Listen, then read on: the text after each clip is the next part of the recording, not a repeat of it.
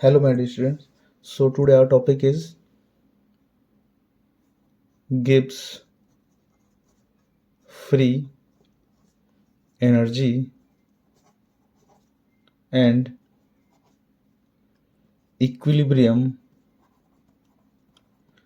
constant from Nernst equation. Gibbs free energy and equilibrium constant from Nernst equation. So हमारे पास first आता है हमारे पास Gibbs free energy. सो Gibbs free energy का मतलब होता है यहाँ पर मैक्सिमम यूजफुल वर्क डन, यानी कि हमारे पास अब देखिएगा इसको डिनोट करते हैं डेल्टा आर जी नॉट, यानी कि standard Gibbs free energy. Standard Gibbs free energy का हमारे पास जो फॉर्मूला आएगा वो होगा n F into E naught of cell. तो यहाँ पर जो एन है मेरे पास वो क्या हो जाएगा, number of electrons involve in redox reaction, और एफ हो जाएगा हमारे पास फेराडेज कांस्टेंट. सो फेराडे कांस्टेंट का वैल्यू मेरे पास कितना है 96500 कूलाम. और ई नॉट सेल जो होगा मेरे पास वो क्या हो जाएगा, स्टैंडर्ड इलेक्ट्रोड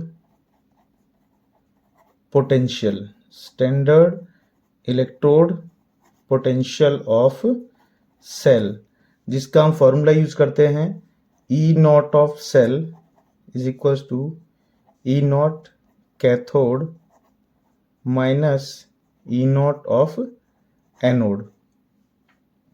इसी के साथ हमारे पास आता है यहाँ पर इक्विलिब्रियम कांस्टेंट, यानी कि जब इक्विलिब्रियम की स्टेज आ जाएगी उस टाइम पे हम एक कांस्टेंट का यूज करते हैं जिसको हम क्या कहते हैं, इक्विलिब्रियम कांस्टेंट. तो नर्स्ट इक्वेशन से उसको कैसे यूज किया जाएगा, तो सबसे पहले हमारे पास आएगा नर्स्ट इक्वेशन, यानी कि E cell is equals to E naught cell minus 0.0591 upon n log Q.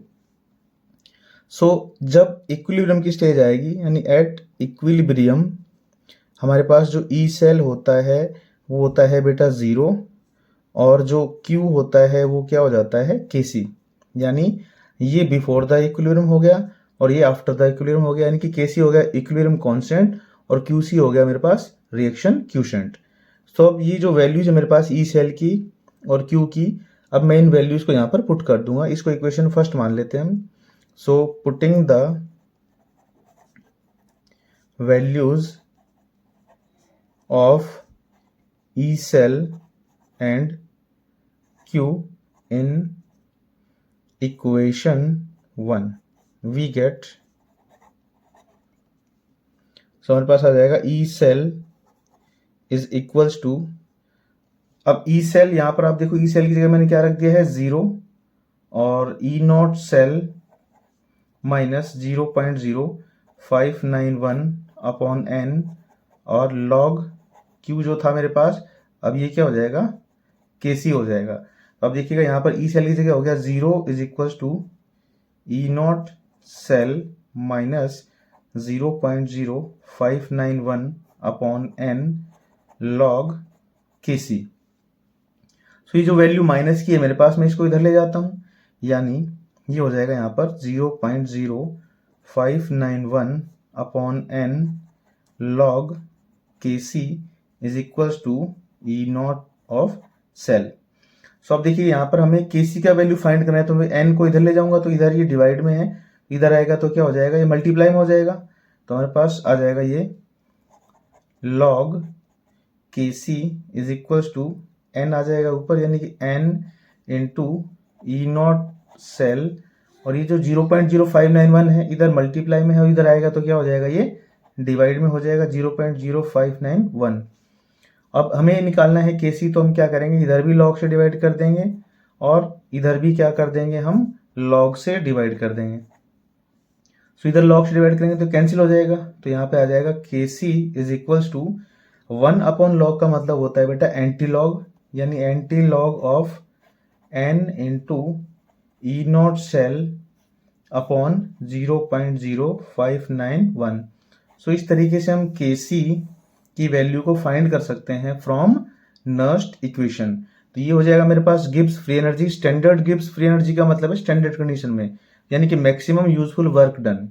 So n F into E naught cell, यानी कि ये जो माइनस है हम यहाँ पे भी यूज कर सकते हैं, minus delta R G naught is equal to n F into E naught of cell. तो इसका ये भी फॉर्मूला हो सकता है मेरे पास, और ये भी इसका फॉर्मूला हो सकता है। तो चलिए इसको एक क्वेश्चन से समझते हैं इसको।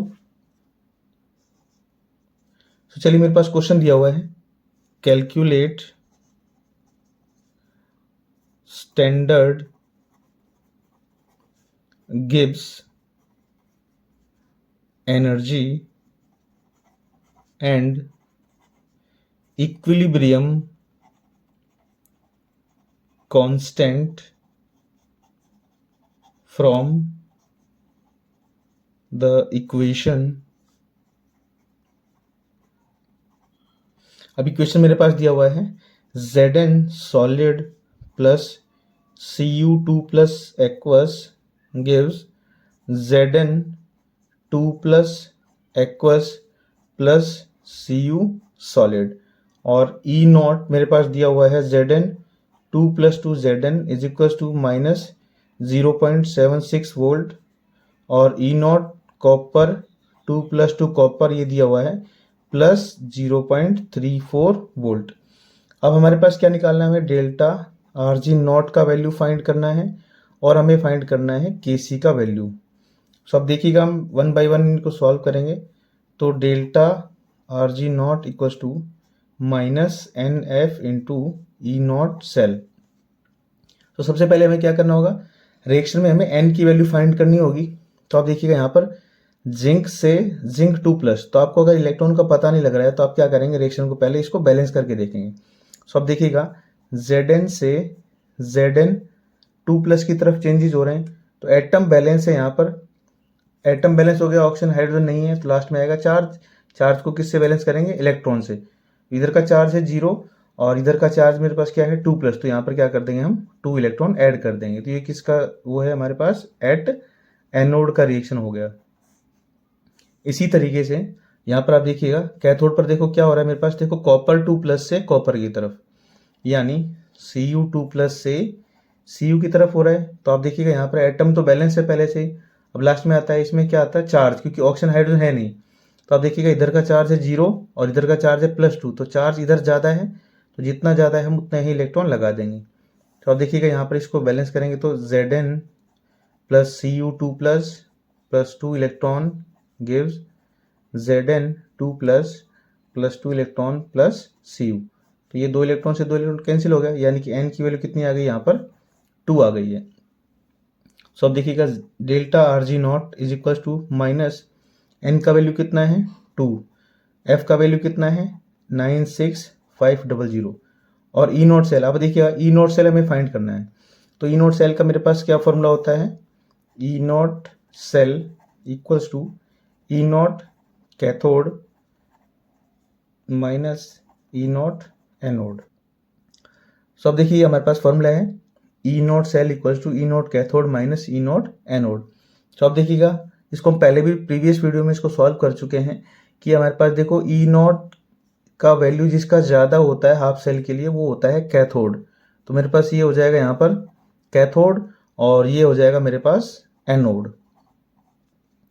सो ई नॉट सेल यहाँ पर आ जाएगा हमारे पास, कैथोड का वैल्यू कितना है यहाँ प्लस 0.34, माइनस एनोड का वैल्यू कितना है मेरे पास माइनस 0.76 वोल्ट।